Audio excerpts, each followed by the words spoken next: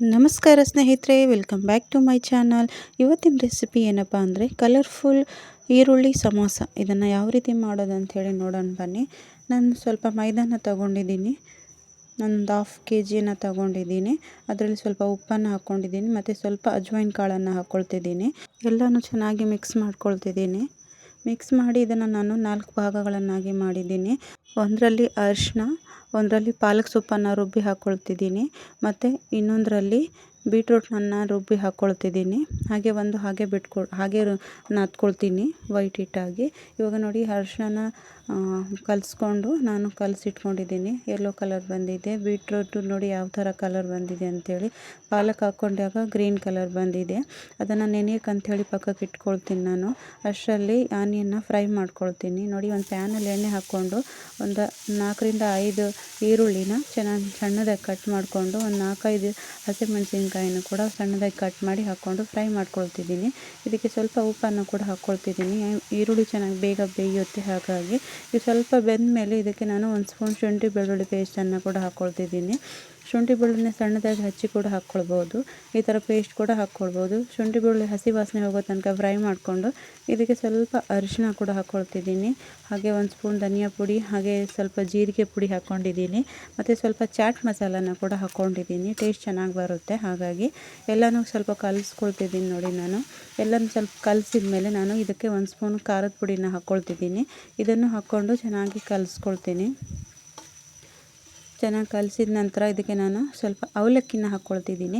ಈರುಳ್ಳಿಯಲ್ಲಿ ನೀರಿನ ಅಂಶ ಬಿಟ್ಕೊಳುತ್ತಲ್ವ, ಹಾಗಾಗಿ ಸ್ವಲ್ಪ ಅವಲಕ್ಕಿನ ಹಾಕ್ಕೊಂಡಾಗ ಅದರೊಳಗಿರೋ ನೀರಿನ ಅಂಶ ಎಲ್ಲ ಅವಲಕ್ಕಿ ಹೀರ್ಕೊಳ್ಳುತ್ತೆ. ಹಾಗಾಗಿ ನಾನು ಅವಲಕ್ಕಿನ ಸ್ವಲ್ಪ ಹಾಕ್ಕೊಂಡಿದ್ದೀನಿ. ಅವಲಕ್ಕಿ ಹಾಕಿ ಎಲ್ಲ ಚೆನ್ನಾಗಿ ಫ್ರೈ ಮಾಡ್ಕೊಂಡ ನಂತರ ಇದಕ್ಕೆ ನಾನು ಸ್ವಲ್ಪ ಕೊತ್ತಂಬರಿ ಸೊಪ್ಪನ್ನು ಹಾಕಿ ಫ್ರೈ ಮಾಡಿಕೊಂಡು ಇದನ್ನು ನಾನು ತಣ್ಣಗಾಗೋ ತನಕ ಒಂದು ಸೈಡಿಗೆ ಎತ್ತಿಟ್ಕೊಳ್ತೀನಿ ಈ ಪಲ್ಯನ. ಯಾಕಂದರೆ ಬಿಸಿ ಬಿಸಿ ಮಾಡೋಕ್ಕಾಗಲ್ಲಲ್ವ, ಸ್ವಲ್ಪ ತಣ್ಣಗಾದ್ಮೇಲೆ ಮಾಡೋಕ್ಕೆ ಚೆನ್ನಾಗಿರುತ್ತೆ. ಹಾಗಾಗಿ ತಣ್ಣಗಾಗೋಕ್ಕೆ ಇಟ್ಕೊಳ್ತೀನಿ ನಾನು. ಅಷ್ಟರಲ್ಲಿ ನಾನು ಈ ಕಡೆ ಚಪಾತಿನ ಲಟ್ಟಿಸ್ಕೊಳ್ತೀನಿ.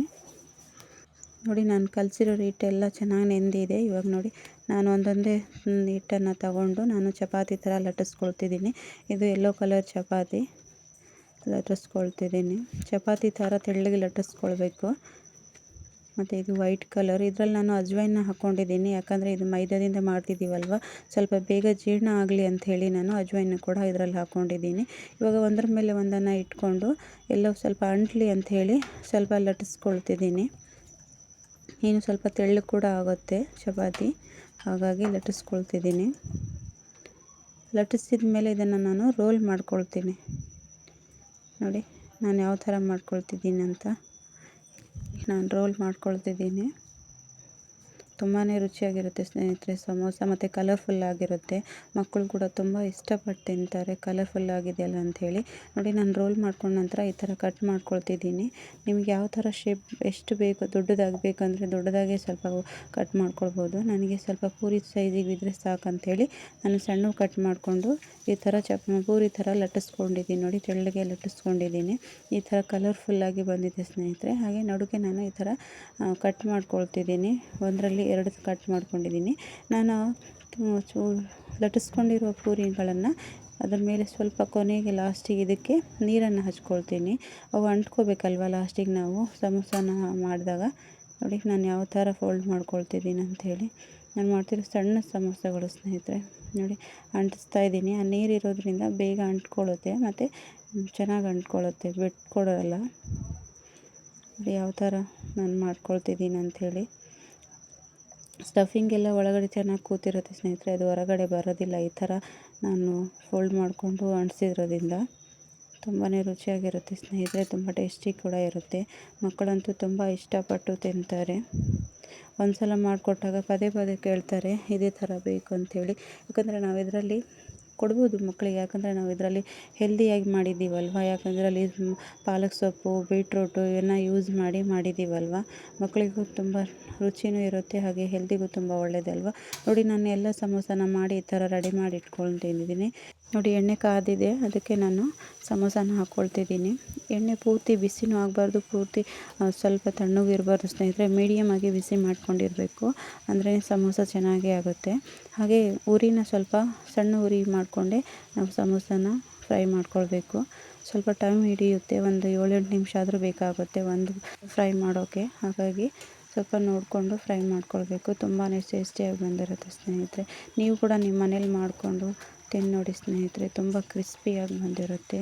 ನೀವು ಮಾಡಿ ಟೇಸ್ಟ್ ಯಾವ ಥರ ಬಂದಿತ್ತು ಅಂತ ಹೇಳಿ ನನಗೆ ಕಮೆಂಟ್ಸ್ ಮೂಲಕ ತಿಳಿಸಿ. ಯಾರೆಲ್ಲ ನನ್ನ ವೀಡಿಯೋಸ್ನ ನೋಡ್ತಿದ್ದೀರೋ ಲೈಕ್ ಮಾಡಿ, ಹಾಗೆ ಸಬ್ಸ್ಕ್ರೈಬ್ ಮಾಡ್ಕೊಂಡು ನೋಡ್ಕೊಳ್ಳಿ ಸ್ನೇಹಿತರೆ. ನೋಡಿ, ಕಲರ್ಫುಲ್ಲಾಗಿ ಸಮೋಸ ರೆಡಿಯಾಗಿದೆ. ತುಂಬ ಕ್ರಿಸ್ಪಿಯಾಗಿರುತ್ತೆ ಸ್ನೇಹಿತರೆ, ತುಂಬ ಟೇಸ್ಟಿಯಾಗಿರುತ್ತೆ. ನೋಡಿ ಎಷ್ಟು ಚೆನ್ನಾಗಿ ಕಾಣಿಸ್ತಿದೆ ಅಂಥೇಳಿ, ಕಲರ್ಫುಲ್ಲಾಗಿ ತುಂಬ ಇಷ್ಟಪಟ್ಟು ತಿಂತಾರೆ ಎಲ್ಲರೂ. ನಾನು ಉಳಿದಿರೋ ಹಿಟ್ಟಲ್ಲಿ ನಾನು ಚಪಾತಿ ಥರ ಲಟ್ಟಿಸಿ ಅವನ್ನು ಕಟ್ ಮಾಡಿಕೊಂಡು ಈ ಥರ ಎಣ್ಣೆಯಲ್ಲಿ ಫ್ರೈ ಮಾಡ್ಕೊಳ್ತಿದ್ದೀನಿ ಸ್ನೇಹಿತರೆ. ತುಂಬಾ ಚೆನ್ನಾಗಿತ್ತು ಸ್ನೇಹಿತರೆ, ಕುರ್ಕುರೆ ಥರ. ಮಕ್ಕಳಂತೂ ಕಲರ್ಫುಲ್ಲಾಗಿ ಇದ್ದಾವಲ್ಲ ಅಂಥೇಳಿ ತುಂಬ ಇಷ್ಟಪಟ್ಟು ತಿಂದಿದ್ದಾರೆ ಸ್ನೇಹಿತರೆ. ಅಷ್ಟು ಚೆನ್ನಾಗಿದ್ದಾವೆ ನೋಡಿ, ಎಷ್ಟು ಚೆನ್ನಾಗಿ ಕಾಣಿಸ್ತಿದೆ ಅಂಥೇಳಿ.